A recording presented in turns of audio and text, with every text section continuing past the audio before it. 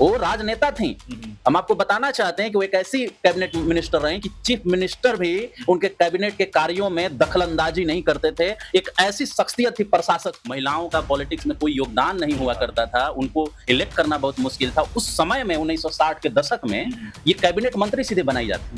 सुमित्रा देवी ने अपने पुत्र का शादी जो कि कुशवाहा समाज से आती हैं, कुशवाहा जाति से आती हैं, उन्होंने अपने बेटे की शादी एक दलित घर में किया और एक दलित घर के से बिलोंग करने वाले बाबू जगजीवन राम, क्योंकि उनका भी कद बहुत ऊंचा था, उन्होंने अपनी बेटी का विवाह एक कुशवाहा जाति के घर में किया। ये अपने आप में बहुत बड़ी अप्रत्याशित घटना थी जिसका जिक्र नहीं होता। वो जगजीवन राम जो भारत के उप प्रधानमंत्री भी रहे, डिफेंस मिनिस्ट्री भी रहे, उनका एक अलग इतिहास है। उन्होंने इनको कांग्रेस के करीब लाने का प्रयास किया और सोचिए कि एक ऐसी महिला जो इस रूप में आगे बढ़ती हैं, उनको बाबू जगजीवन राम जैसा व्यक्ति कांग्रेस में लाने का प्रयास करता है कि लिगेसी के तौर पर एक राजनीतिक विरासत भी मिली, लेकिन उस विरासत में एक महिला का लड़ाई लड़के सामने आना, राजनीति में आना, ये एक बहुत बड़ी उपलब्धि थी जो सुमित्रा देवी के साथ जुड़ा हुआ। साथियों नमस्कार, मैं हूं विवेन सिंह और आप देख रहे हैं क्लाउड नेटवर्क।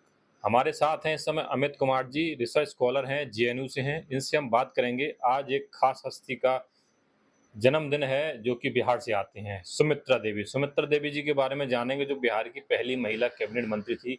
उनके बारे में जानेंगे कि क्या किस तरह से उनका सफर रहा राजनीति का और क्या उनकी उपलब्धियां रही, क्योंकि अमित सर जो हैं बिहार से ही आते हैं और बिहार के बारे में और राजनीतिक मुद्दों पर, सामाजिक मुद्दों पर अपनी बेबाकी से राय रखते हैं और काफ़ी रिसर्च की चीज़ें लेके आते हैं। सर आपका बहुत बहुत स्वागत है। धन्यवाद।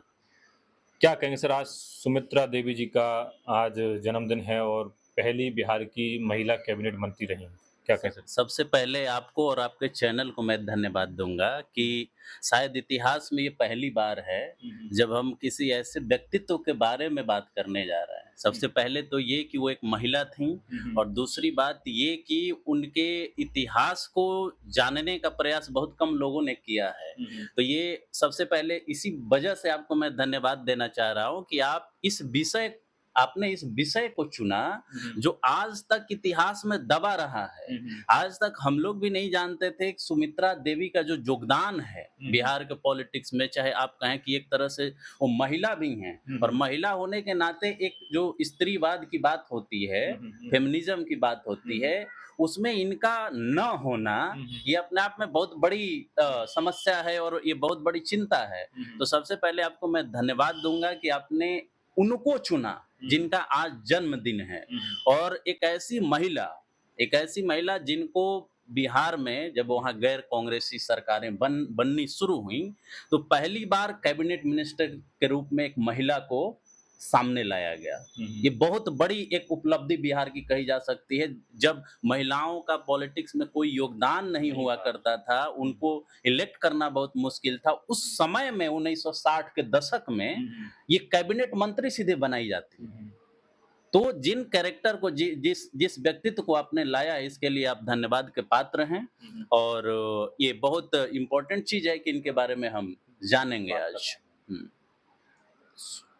जैसा कि आपने कहा और हम सब बात करें कि सुमित्रा देवी पहली कैबिनेट महिला थी, तो उनके संघर्षों के बारे में बताइए। जैसे कि आप रिसर्च स्कॉलर हैं, आप रिसर्च करते रहते हैं, जैसे हम जब बात करें तो आज पहली बार मैं समझता हूँ पहली बार ही बात करे हुए हैं। तो सुमित्रा देवी ने किस तरह से बिहार में काम किया और क्या उनकी उपलब्धियां रही जो बिहार के बारे में जो लोग नहीं जानते, जो लोगों को जानना चाहिए। जैसा कि आपने कहा पहली महिला, वो 60 के दशक में महिलाएं जीत के नहीं आ पाती, लेकिन वो कैबिनेट मंत्री बनी और कहा जाता है कि उनका जो काम था, उनके काम में कोई मुख्यमंत्री भी दखलंदाजी नहीं देता था। किस तरह देखते हैं? तो सबसे पहले मैं 2-3 बातों को रेखांकित करना चाहूँगा जो उनके बारे में। सबसे पहले तो ये समझने की ज़रूरत है कि एक पिछड़े समाज से आने वाली महिला थी। मुंगेर जिला में उनका जन्म हुआ था। ये जानना बहुत ज़रूरी है कि उनका लाइफ कैसे आगे बढ़ा। मुंगेर जिला में उनका जन्म हुआ था। उनके पिता अपने आप में जमींदार थे। जमींदार। आप इस बात को जान करके बड़े सरप्राइज होंगे कि वो जमींदार थे। 1922 में सुमित्रा देवी का जन्म होता है, 25 सितंबर 1922 को। मुंगेर जिला में एक तारापुर जगह है, वहीं पर इनका जन्म होता है और बाबूजी इनके जमींदार होने के बावजूद भी आजादी के आंदोलन में कूद पड़ते हैं। आप उस ऐतिहासिक परिदृश्य को समझने का प्रयास करिए, जब ये वो दौर था जब गांधी का आंदोलन चल रहा था, असहयोग आंदोलन। उस आंदोलन के दौरान इनका जन्म होता है।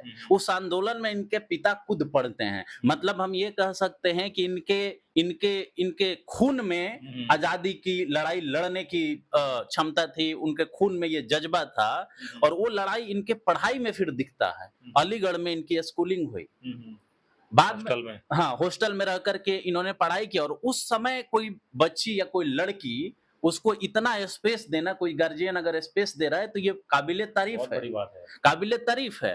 तो इनको आप कह सकते हैं कि लिगेसी के तौर पर एक राजनीतिक विरासत भी मिली, लेकिन उस विरासत में एक महिला का लड़ाई लड़के सामने आना, राजनीति में आना, ये एक बहुत बड़ी उपलब्धि थी जो सुमित्रा देवी के साथ जुड़ा हुआ। दूसरी बात जो सबसे इंपॉर्टेंट इनकी है कि इन्होंने मानवेंद्र राय, जो एमएन रॉय कहे जाते थे, उनकी रेडिकल पार्टी को ज्वाइन किया। ये समझिए, इस सामाजिक जो उनका बैकग्राउंड था, पृष्ठभूमि था, ये उसको रेखांकित करता है। ये वो फेज है जब जगदेव बाबू का वहां पे राजनीतिक उदय हो रहा था, उनका प्रभाव राजनीति में दिख रहा था। वो लोगों को, खास करके दलित पिछड़ों को गुलबंद कर रहे थे। और एक बात और समझिए कि आखिर कोई व्यक्ति, कोई पॉलिटिशियन कोई रेडिकल पार्टी क्यों ज्वाइन करता है? वो इसलिए करता है क्योंकि वो जिस पृष्ठभूमि से आ रहा होता है, और खास करके इंडिया में जब आप कास्ट सिस्टम की बात देखते हैं, तब कितने भी पढ़ लिख जाएं, लेकिन आपकी जाति है कि जाति ही नहीं है, और उससे लड़ने के लिए आपको रेडिकल बनना पड़ता है। और उसी धारा को उन्होंने सबसे पहले पकड़ा।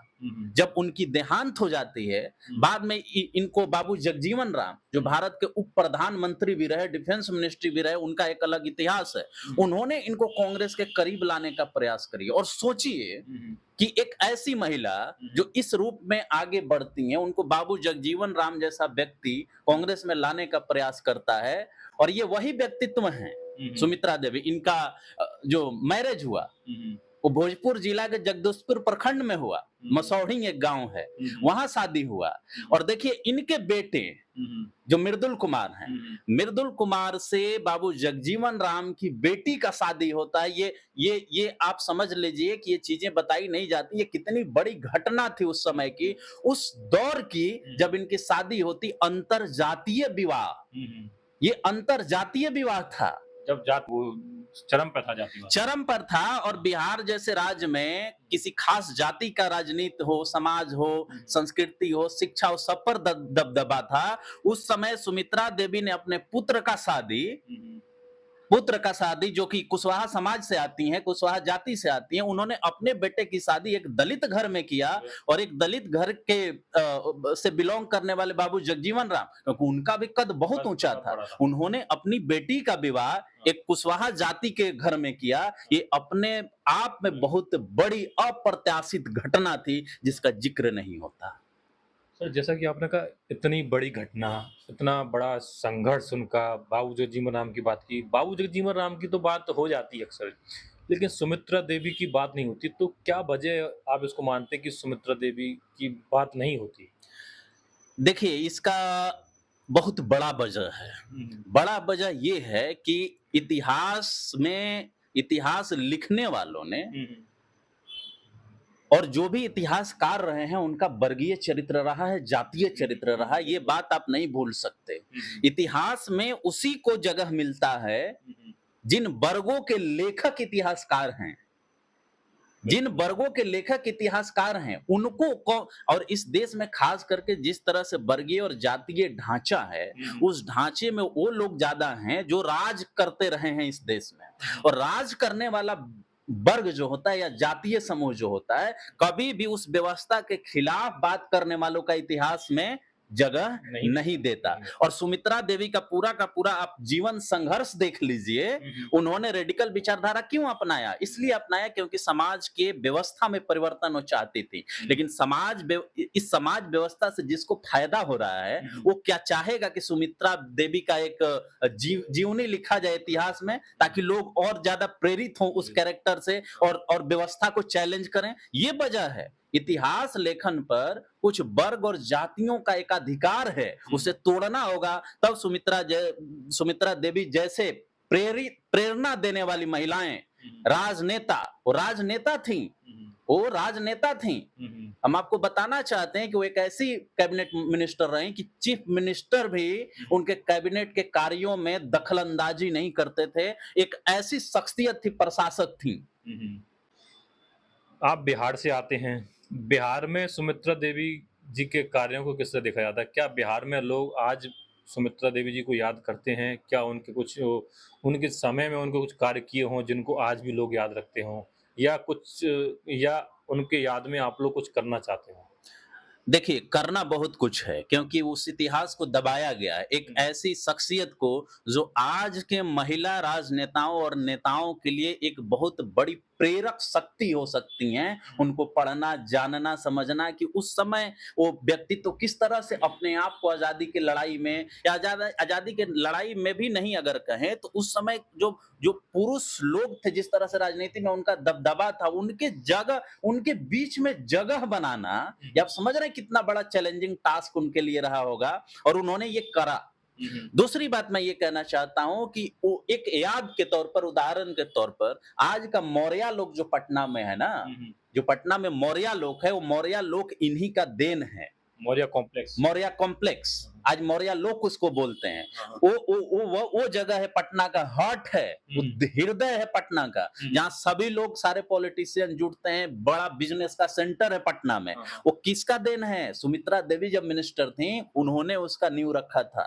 तीसरी बात जो आपने कही कि हम क्या करना चाहते हैं, निश्चित तौर पर बिहार के लोग जानते हैं उनको, पहले महिला मंत्री के तौर पर जानते हैं, एक आप ऐसे कहें कि एक ऐसे प्रेरक व्यक्तित्व के रूप में जानते हैं, जो आज भी महिलाओं को प्रोत्साहित करती हैं कि तुम राजनीति में आओ, तुम जगह बना सकती है अगर तुम पढ़ी लिखी हो।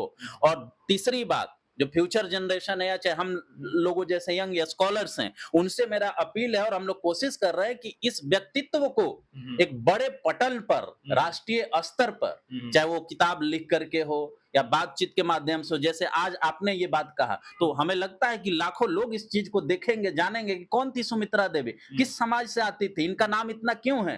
हालांकि दबाने का कोशिश हुआ है, लेकिन जो पीड़ित और दबा कुचला समाज है, आज उसे भी अपने इतिहास को लिखने की जरूरत है, और हम लोग उस प्रयास को आगे बढ़ाएंगे और उन लोगों तक उनके जीवनी को पहुंचाएंगे जो आज तक भी नहीं जानते कि सुमित्रा देवी बिहार की प्रथम कैबिनेट मिनिस्टर थी।